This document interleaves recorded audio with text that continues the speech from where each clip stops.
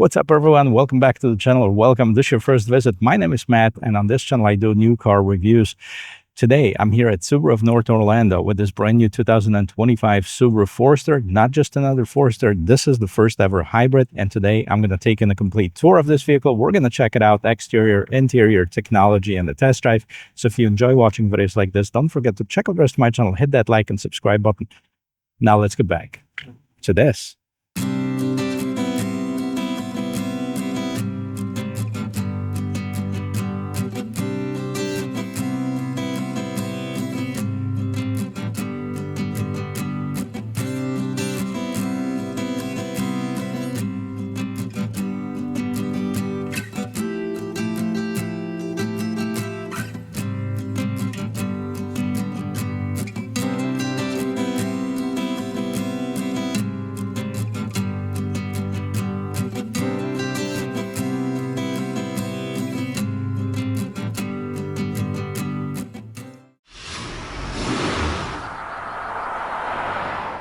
Well, better late than never, right? Subaru is kind of late to the game because we've had the RAV4 Hybrid, CR-V Hybrid, Sportage Hybrid, Tucson Hybrid, Mazda CX-50 even came out last year. So a lot of hybrids in the compact SUV segment. Now, the Forester has been around for about 30 years, and for the first time ever, we have a hybrid version. I know a lot of people have been waiting for it, so let's take a look and see what we have. Forester has been redesigned for 2025 model year, and of course, hybrid gets the same look as a non-hybrid version. Let's take a look and see what we have. First of all, if you like the color of it, this is a premium color. They call it the Rock River Pearl. We have the LED daytime running lamps and the headlamps, and we have the incandescent turn signals. Right here at the bottom, you have a set of fog lamps. Now, what's important to know is that the Subaru sits about 8.7 inches off the ground, so it has a substantial ground clearance if you want to take it off the beaten path. We also have a large Subaru logo right in this massive grille, and underneath the hood, 2.5-liter flat four-cylinder engine with 194 horsepower, 199 pound-feet of torque. That's 14 horsepower more than the non-hybrid version, and that's due to it having two electric motors. Now, one electric motor drives the wheels, the other one serves as a power generator. It is mated to a CVT transmission. As far as the gas mileage, we have 35 miles per gallon combined, which is slightly less than the competition. However, the Subaru comes standard with symmetrical all-wheel drive. What else do we have underneath the hood? We have some sound insulation here, and we have this prop stick holding the hood nice and tall. I heard that it's a lot quieter than the non-hybrid. We're definitely going to check that out at the end of this video. And as we take a walk around the corner, let's take a look at the side profile of it. Now, I remember when the Subaru first came out with the Forester in 1995, it looked kind of like a station wagon. There was an all-wheel drive, just slightly raised up from the regular one. And it's grew quite a bit since then. As far as the dimensions, we have the total length of 183.3, 72 inches wide, 68 inches high, and the wheelbase of 105.1 inches. The curb weight between 39 and 39.50, depending on the trim level. Now, on the premium model, which is the base trim, by the way, we have 18-inch wheels with this dual color design. And if you look at the wheel wells, they're kind of squared off, looking pretty cool. Now, we also have this vent right here, I guess for better aerodynamics. And on the hybrid, we have the hybrid badge on the side that also kind of indicates what type of engine we have, because you can see the pistons on both sides, so kind of flat four-cylinder or flat engine. Now, inside the mirrors, we have the blind spot assist. Everything around the windows is kind of blacked out. We also have a set of roof rails on top, and this vehicle is equipped with the proximity entry system. So as long as you have the key somewhere on you, you can lock or unlock this vehicle without pressing any of the buttons. In case you were wondering, as far as the gas mileage, I don't know if you can see it, 35 is the combined number, 35 in the city, 34 on the highway. This vehicle safety rating is amazing. Overall vehicle score is 5 stars and 5 stars pretty much all around it. The vehicle is assembled in Japan. Moving to the back of it. Oh, by the way, did I mention the symmetrical all-wheel drive comes standard with it? And here in the back, you'll find the combination tail lamp. So we have the LED for majority of it, and also an incandescent turn signals. Not sure why a lot of manufacturers are kind of still using the combination. Now, how much more would it be to do all LED? Not a huge thing, but just asking for a friend, you know. We have that third brake light up on top, exposed wipers, Subaru logo, Forester spelled out, rear view camera. Moving down here, we have a black bumper, kind of the matte black, protecting the vehicle from being scratched up. And here at the bottom, we have the single exhaust on the right-hand side. 8.7 inches of ground clearance allows you to go off the beaten path for sure. We have hybrid on one side, and let's take a look and see how much room we have in the cargo space. Now you kick your feet underneath the bumper and the gate's going to open up. Even on this base trim, you have the power gate. Of course, you can lock it by pushing the button on it or on the remote. And inside you'll have 28 cubic feet of cargo. Now we have a lot of goodies that comes with this Subaru. Now if you fold down the seats, which you can do by pulling this up and dropping the seat forward, it goes up to about 68 cubic feet of space, which is quite a bit. I have the cargo cover that's removable. On the left hand side, you also have the 12-volt power outlet. Not much more going on in here. Okay, underneath here, the only thing that you have is a little bit more storage. You can hide some stuff in here. Nothing underneath here. Okay, so there's no spare tire on this Subaru Forester Hybrid. This is what you have for cargo. Let's see what we have for passengers. Starting right here with this door panel, let's take a look and see what we have. So we have the fabric, kind of a soft fabric on the inlays right here. We also have a softer materials on the armrest, window, and a lock control. And here underneath, you can see you have like a topographical map with the pet paws right there. Now, this is, of course, your cup holder, and we have a speaker that's built in. Let's move inside the interior, take a look and see what we have. So we have fabric seats. This is the only trim that gets the fabric seats. Starting with Sport, you have the leatherette. Now, right here in the middle, we have the armrest with the cup holders. The seats are nice and comfortable. We have a slight bump right in the middle here, but we also have a set of vents, USB Type-A, USB Type-C, perfect for charging, and 2 pockets in each seat. Up on top, we have some illumination, and this vehicle also has standard panoramic sunroof. Let me jump inside and see how much room I'll have behind the driver's seat. All right, guys, backseat time. I adjusted this front seat to my regular driving position. I'm almost 6 feet tall, and I have plenty of knee room, plenty of headroom, and plenty of shoulder room. Feel fairly comfortable. If there was one thing to complain about, the seat doesn't recline. That would be a nice addition to this Subaru Forester. Now, I sit up higher than the driver and the passenger, so it's got this theatrical seating, which makes me see everything really good, what's going on in front. And let's start with the sound of the closing door. Pretty darn solid. All right, so let's going on right here in this front door panel. In addition to what we've seen in the back, of course, we have the mirror controls, window controls, and locks, and we have more storage down underneath. Speaker that's built in, and we have the same kind of topographical map, but this has the footprints instead of paw prints in the front. Subaru on the door sill right here, and we have the power adjustment for the driver's seat only. As far as the passengers, they have manual adjustment. The seats is bolstered. It's not uncomfortable, definitely. It is actually comfortable. I've driven it around a few times, and let's see what's going on the left-hand side as far as the buttons. EV mode, so electric vehicle mode, you have the gate opener, you have the ability to turn off that sensor underneath the bumper to open the gate. We have a dimmer, and you can open up your fuel switch. Of course, underneath here is where you open the hood. Nothing else going on in this pedal box right here. And the steering wheel, we have the tilt and telescopic. There's manual adjustment though.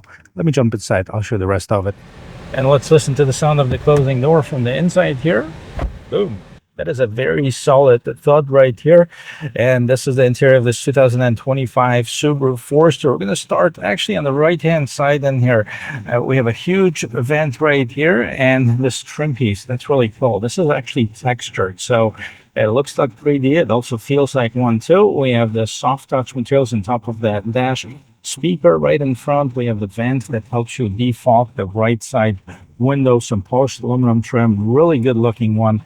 We have the 11.6-inch screen for the infotainment system, and we turn that off. We'll get to the functionality of it in just a bit. As far as the steering wheel, decent sized steering wheel with sticker in the right places. We have leather wrapping with some stitching on the inside. As far as the buttons, so here's what we have. Seek, track, source.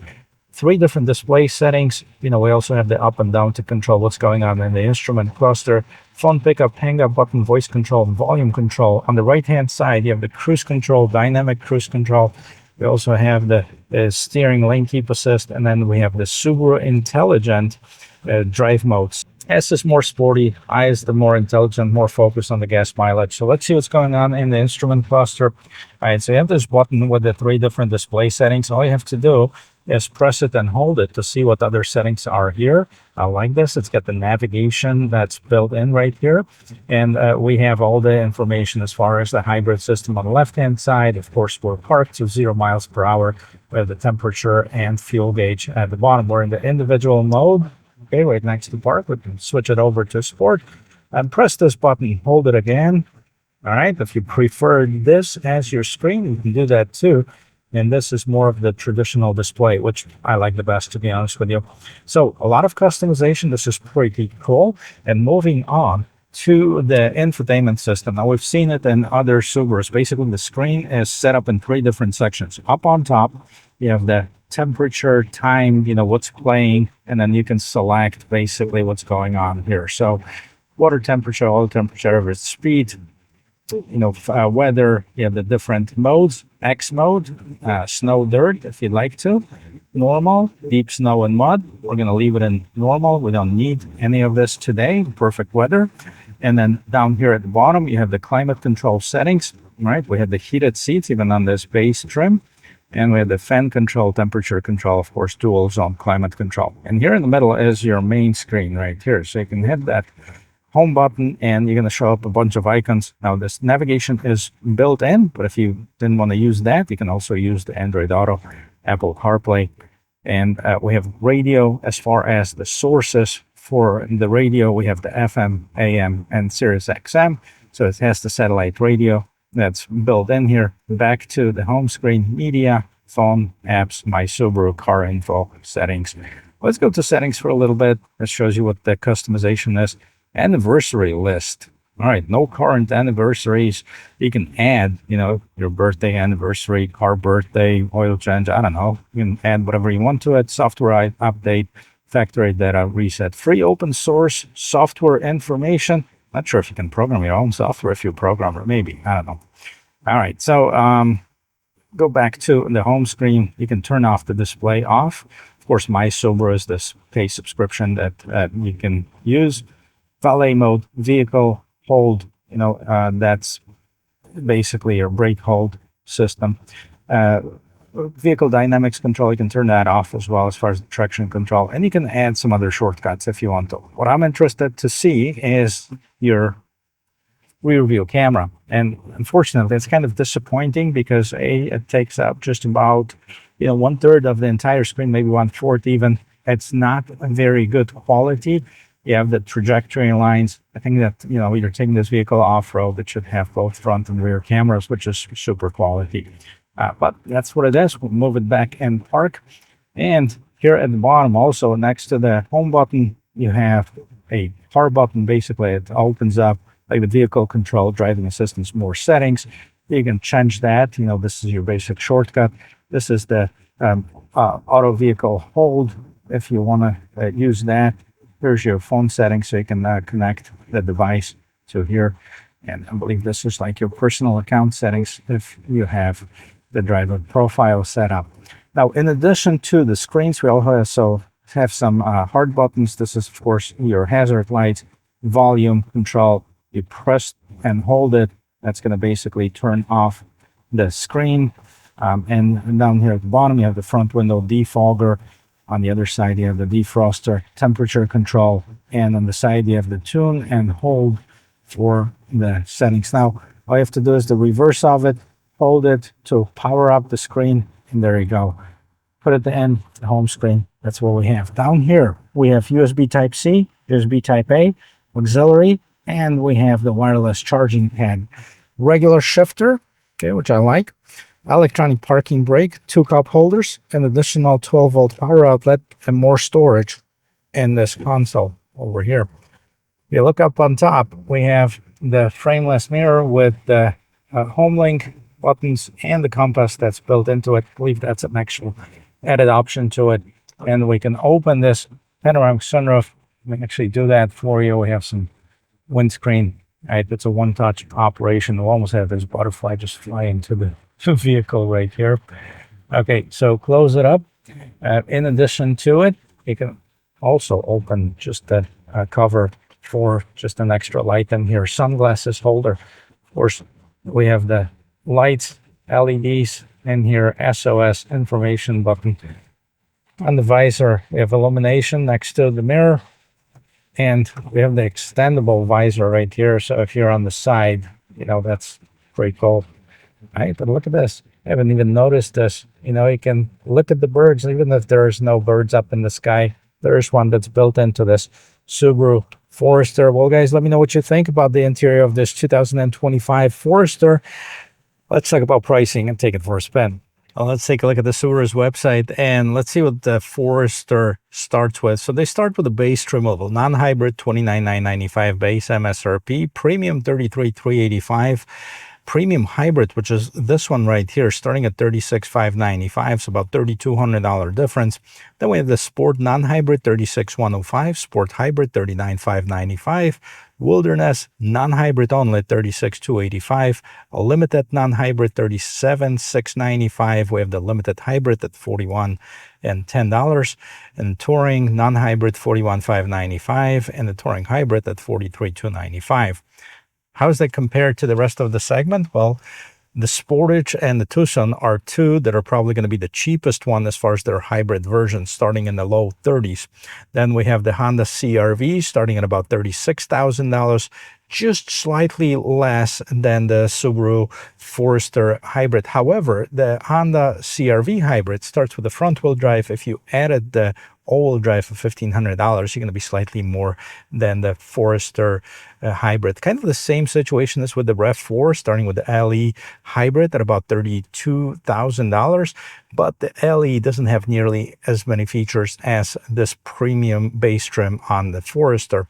So do your shopping, see what you like best, and go for it. Now, as far as the gas mileage, this one's going to have a slightly lesser gas mileage than the competition. The CR-V, the RAV4, and the Korean brands are better as far as the gas mileage. But, you might be passing some of those brands up that are broken on the side of the road, because what Subaru is most known for is the reliability, dependability, and safety, of course.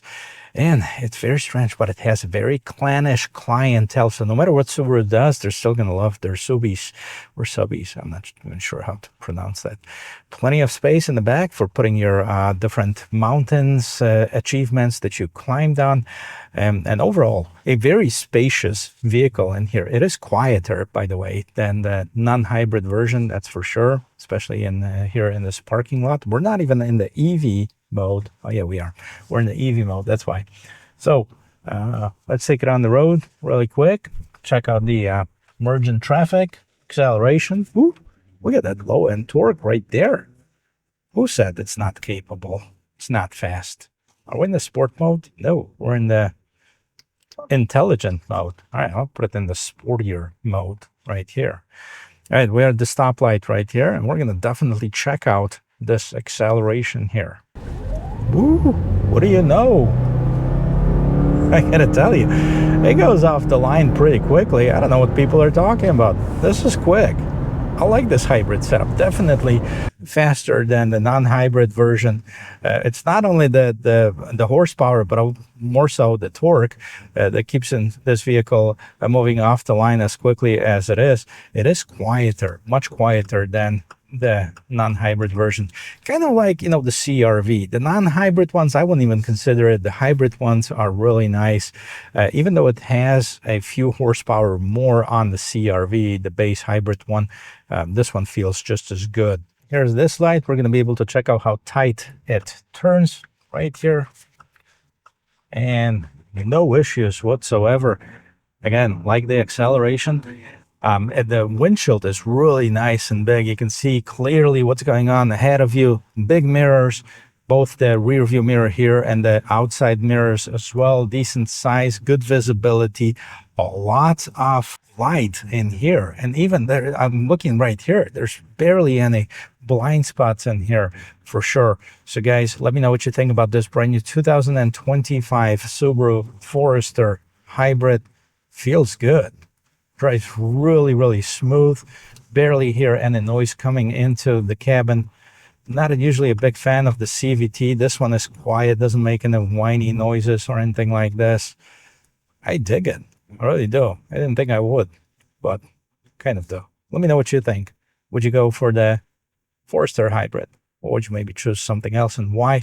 I welcome all the comments. And if you found this video helpful and you learned something about this brand new 2025 Subaru Forester Hybrid, don't forget to click that like, subscribe to the channel. I'll see you in my next video. Cheers.